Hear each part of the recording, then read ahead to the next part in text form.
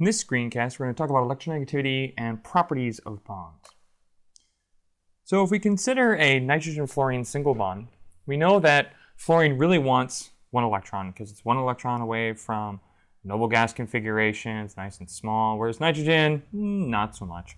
So if we were to look at these two electrons, the fluorine is actually going to be pulling those two electrons a little bit closer to it because it's just one electron, and if it could just steal that one electron from the nitrogen, it would be a noble gas, whereas nitrogen's not that far away. Nitrogen steals electrons from the fluorine, yippee skippy, it's an oxygen. So because these two electrons are spending a little bit more of their time on the sort of the fluorine end, because the fluorine's a little bit more greedy, and those electrons have a charge, there's actually a partial negative charge on the fluorine end and a partial positive charge on the nitrogen end of this bond. Now, this little lowercase delta means partial, because fluorine is not an actual -1 charge and the nitrogen is not a +1 charge, but it's sort of a partial negative and a partial positive. This, of course, is important when we start talking about chemical reactions, because this polarity is what is going to attract other molecules, because we now have a negative end and a positive end, and another molecule coming up with its negative end is going to see this positive end and say, wow, that's kind of cute. So this difference in the nitrogen and fluorine and how much they want that pair of electrons, we have this, gives about this polarity, is what is known as electronegativity. And that's what the quantitative, well, kind of quantitative, measure of how much an atom wants an electron or pair of electrons. So it makes sense that the periodic trend is similar to that of electronic affinity with no hiccups. So fluorine is the most electronegative element on the periodic table. Oxygen and chlorine are very close. And then you go all the way down to francium in the lower left-hand corner, and you get the lowest electronegativity. So up and right on the periodic table, more electronegativity. The more that element wants an electron or pair of electrons. So when we are talking about the polarity in bonds, the magnitude of that polarity comes about from the difference in electronegativities of the two elements in question.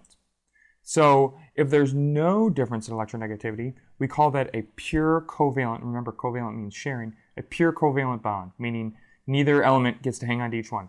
And there's only one case where you can have a pure covalent bond, and that's when the two atoms are exactly the same. So two carbons, or two chlorines, or two fluorines, or two franciums, or two whatever. Two pink flamingos bonded. We will have no difference in electronegativity because it's the same darn thing, and each atom, they're the same atom, by definition, they have the same electronegativity. If we have a very large difference in electronegativity, turns out that the electron is actually transferred from one species to another, and you get an ionic compound. So for example, chlorine and sodium, the electrons are so unequal that the sodium actually loses the electron, the chlorine just steals it, makes it a -1 charge, and then they're attracted to each other because this is a +1 charge, and this is a +1, and then this is a -1. Same with cesium fluoride. So those are ionic. And then everybody else, sort of in the middle, if you've got two species that are similar in electronegativity but different, so in case carbon and oxygen, they're different electronegativities. How do you know that? Because they're different elements. Nitrogen and hydrogen, they have a difference in electronegativity. How do you know that? Because they're different elements. But they're not so extreme that they're ionics, that they're metals and nonmetals. So these are called polar covalent. So it's a sharing of electrons, whereas ionic was a stealing of electrons. Covalent is a sharing of electrons, and it's polar, meaning that it's not an unequal sharing. So pure covalent means it's perfect sharing. Polar covalent means it's an unequal sharing. And we can actually measure this in the laboratory because it's an electronic charge. We can actually measure it, and the quantitative measure is what's known as a dipole moment. And it actually has units called dBi. dBi, given the symbol capital D. Is that important for this discussion? No, when you hear the word dipole moment, that's just that's a measure of the polarity in a particular bond. And sometimes we'll draw it by drawing the bond and then drawing this arrow with a little crosshatch on the backside. And so the arrow is pointing to where the electrons are going. So oxygen is more electronegative than carbon. Look at your periodic table and you'll see that.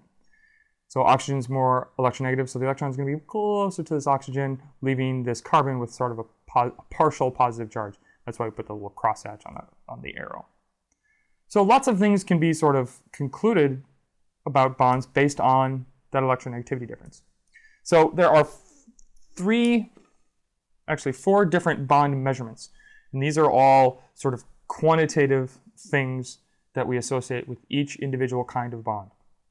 This is more vocabulary more than anything else. So the first is what we've already talked about, bond polarity. It's a measurement. It's one of the properties of a bond. It's the magnitude of that charge differential.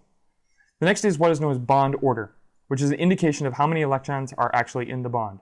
And this is going to seem really silly, I know, because it's kind of, well, why are we even going through this? A single bond has a bond order of 1, a double bond has a bond order of 2, and a triple bond has a bond order of 3. We already know that a triple bond has 6 electrons, double bond has 4 electrons, single bond has 2 electrons. So HO, single bond is a single bond has a bond order of 1, this is a bond order of 2, this is a bond order of 3. Now this will become important because we're actually going to have things where we have elements, we have bonds where the bond order is 2.5. Yeah, that's going to confuse you. Don't worry about it now. Okay, so the next measurement is what is known as the bond length, which is the distance between the nuclei of the two atoms, so the average distance between the nuclei, which obviously varies with bond order. If you remember that a bond is an overlapping of orbitals, the more orbitals that you have to physically overlap, the closer the bonds are, the atoms actually have to be with each other. And these are sort of garden variety values. You see that for a carbon-carbon single bond, the average bond length is 154 picometers. And for a carbon-carbon triple bond, the average distance is 120 picometers. And so it's not a huge difference, but it's measurable. And of course, a carbon-carbon double bond would be somewhere in between. And these are just average bond lengths because it sort of depends on what else the carbons are bonded to. But these are average. So that's 3 of them: bond polarity, bond order, bond length. The last bond measurement for covalent bonds is what is known as bond energy, which is simply how much energy is needed to break the bond. And these are always endothermic. You always have to put energy in because you're breaking the bond. If you break a bond, delta H is always positive. No matter what the bond is, no matter who the bond is, you've always got to put energy in to break a bond. Always, always, always. No matter what you learn in biology class, they sometimes get confused and say the wrong things. Every time you break a bond, it costs energy. So as you can see, breaking the single bond, at an average carbon-carbon single bond, the delta H is positive 347 kilojoules. To breaking carbon-carbon double bond is almost twice that, and a carbon-carbon triple bond is almost half again as much. So as you can see, this actually does sort of scale as bond order.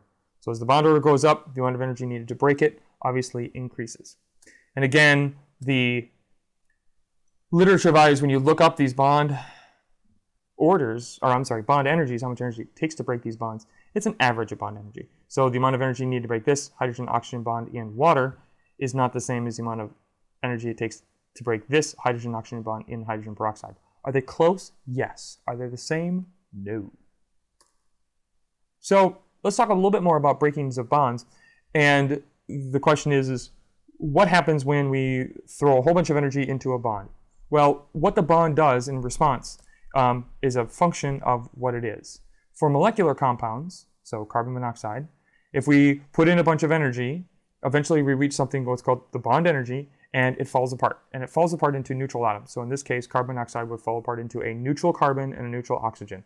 Carbon with all its 4 valence electrons, oxygen with its 6 valence electrons. Both unstable, both not having an octet, but they both get the electrons that they came to the party with. In ionic compounds, remember that in the formation of ionic compounds, in a molecular compound, the electrons are being shared. And so when we say, okay, you two go to your corners, they take their electrons with them. But in the formation of the sodium chloride species, the sodium gave up its electron to the chlorine. And so when we say, hey, you break up, you go to your separate corners, the sodium has already lost its electron. It can't go to the chlorine and say, can I have my electron back? And the chlorine says, no. So what happens in ionic compounds is you get something different. You get a sodium ion and a chloride ion free, right? So this is comma. They're separate ions. Now, because the sort of reactions that are taking place in the molecular compound, you get the neutral atoms, and ionic compounds, you get ions. Remember, we don't get to choose how this happens. This is how they fall apart. When I put a whole bunch of energy into sodium chloride, it falls apart in ions. Put a whole bunch of energy into carbon monoxide, it falls apart in neutral atoms. I don't get a choice. Since it's a different sort of reaction, if you will, we give it a different name. We call this lattice energy, so the energy keeping it there. Let's talk a little bit more about lattice energy. So it is the delta H associated with separating 1 mole of ionic solids into its gas phase ions. And obviously it's a function of the strength of that ionic bond. And it is always, always, always positive. Just like bond energy is always positive, lattice energy is always positive. And just so you know, lattice energies are generally much greater than bond energies on the whole with similar species. So here are two different lattice energies for two different species. In the first case, we have potassium chloride solid, and the second is magnesium oxide. And as you can see, there's a huge difference in the delta H values. Even though potassium and magnesium are close, and chlorine and oxygen are kind of close in terms of electronegativity and stuff like that. So one of the reasons, well, there's actually two reasons why these species are so different. The first, the most obvious one, is the fact that in the case of magnesium oxide, actually I should be circling this, in the case of magnesium oxide, I have a +2 ion and a -2 ion sort of next to each other. So the charge differential is 4. Whereas in potassium chloride, it's a positive ion, +1 ion, and a -1 ion. So the charge differential is only 2. So the fact that, you can sort of think of, the difference in charge, the more negative or the more opposite two charges are, the more attracted they're going to be to each other. A +2 and a -2 are going to be much happier coming together than a +1 and a -1.